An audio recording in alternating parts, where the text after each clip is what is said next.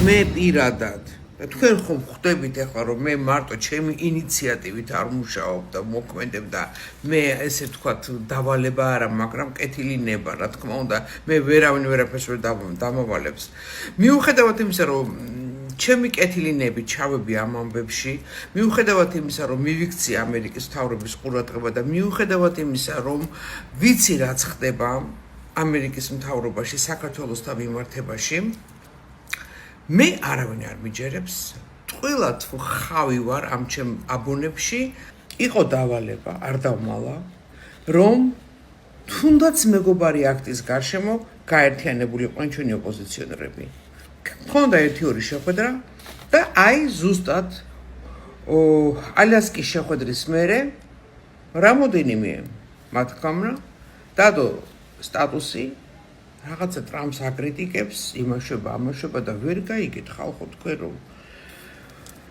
ძალით აქ ამერიკა არ შემოიჭრება ძალით აქ ამერიკა ვერ გაგანთავისუფლებთ ამ რეჟიმისგან რომელშიც იმყოფებით იმიტომ რომ ამერიკამ ნახა რომ ძალადობრივი მეთოდებით რეჟიმის შეცვლა არის არასწორი ხალხს უნდა უნდოდეს, საზოგადოებას უნდა უნდოდეს, ოპოზიციას უნდა უნდოდეს და არ უნდა ლანძღავდეს იმ ძალას, რომელმაც უნდა დაგეხმაროთ. არა, შეიძლება პირდაპირ არ ლანძღავენ, მაგრამ კრიტიკა? რატო? და ეხლა როდესაც ზანგეზურის კორიდორი ამოქმედდება, ეხლა როდესაც ამერიკას ძალიანაც სჭირდება საქართველო, ეხლა როდესაც გვერდზე უნდა დაუდგეთ ამერიკას რომ დაგვეხმაროს, ვიღაცებით გეხართ და კრიტიკით ხართ დაკავებული, აი ვიღაცა რუს ბლოგერებს უსმეთ მე მგონი და უკრაინელ ნაბოზარ ბლოგერებს უსმეთ, ერთ-ერთმა მათგანმა ჩემი ყურით მოვისმინე, ტრამპა რო ჩასვაო პუტინიო ლიმუზინშიო ტელეფონი ამოუყო პუტინმა და ანახაო, აი კრასნოვი როცა იყავიო, შენო 10 წლის ბავშვსო, არ ვიცი გოგო თუ ვიცი რასო და როგორ აუპატიურებდი, ეს ფაქტები მაქვს და ეხლა ტრაკი დააყენო. პირდაპირ ლაპარაკობს ერთი პოლიტოლოგი. აი ეგეთ ხალხს უსმენთ თქვენ ხალხო. ძალიან დიდი ბოდიში, მაგრამ მე იმედებს ვკარგავ.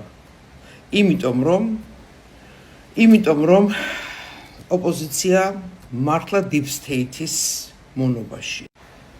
ბიძინა ივანიშვილის ლობისტები ძალიან მაგრამ მუშაობენ ამერიკაში და არ დავმალავ.